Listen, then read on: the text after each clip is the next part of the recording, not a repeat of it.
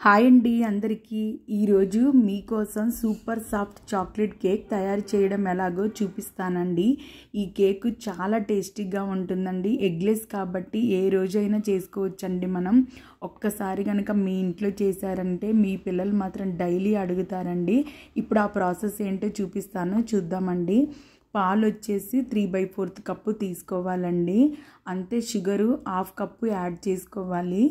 Oil కూడా 1/4 cup add చేసుకొని ఇలా పర్ఫెక్ట్గా యాడ్ చేసుకున్నాక 1 మినిట్ వరకు బీట్ చేసుకోండి. కరెక్ట్గా మంచిగా అన్నీ కలిసే వరకు బీట్ చేసుకున్న తర్వాత ఇందులోకి మైదా వచ్చేసి 1 కప్పు యాడ్ చేసుకోవాలండి. కోకో పొడి వచ్చేసి 1/4 కప్పు యాడ్ చేసుకోండి.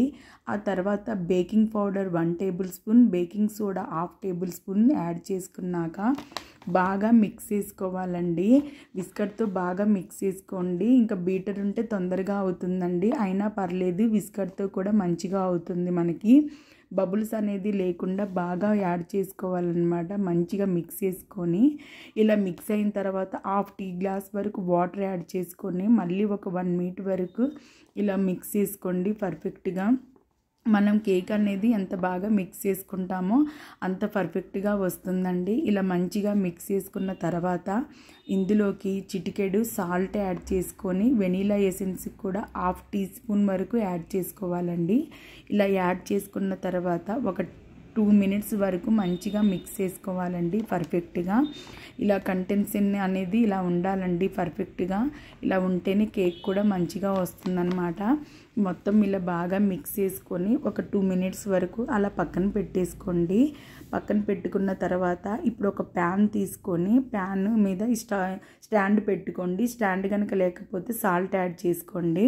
15 మినిట్స్ వరకు ఇది హీట్ ఎక్కే వరకు ఆన్లో పెట్టుకోండి స్టవ్. ఆ తర్వాత ఒక కేక్ బౌల్ తీసుకొని దానికి నెయ్యి మొత్తం స్ప్రెడ్ చేసుకోవాలండి.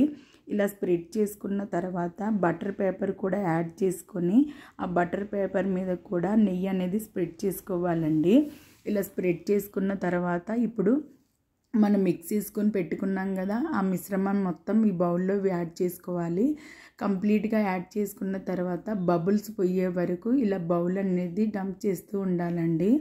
ఇలా చేసుకున్న తర్వాత ఇప్పుడు స్టవ్ మీద పెట్టుకొని 30 మినిట్స్ వరకు మీడియం ఫ్లేమ్లోనే పెట్టుకోవాలండి స్టవ్.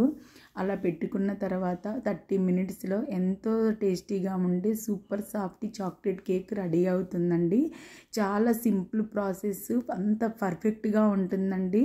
కేక్ కూడా చాలా సాఫ్టీగా ఉంటుంది. పిల్లలు కూడా చాలా ఇష్టంగా తింటారండి. చూసారా, అసలు కేక్ చూస్తుంటేనే నోరూరిపోతుంది. అంత ఫ్లఫీగా అంత యమ్మీగా ఉంటుంది. ఈ చాకో చిప్స్ అనేది జస్ట్ ఆప్షనల్ అండి. మీకు ఉంటే యాడ్ చేసుకోండి, లేదంటే స్కిప్ చేసేయండి, ప్రాబ్లం లేదు. ఎంతో టేస్టీగా ఉండే చాక్లెట్ కేక్ రెడీ అండి. మీరు కంపల్సరీగా ట్రై చేయండి. మీకు కనుక ఈ వీడియో నచ్చితే లైక్ చేయండి, షేర్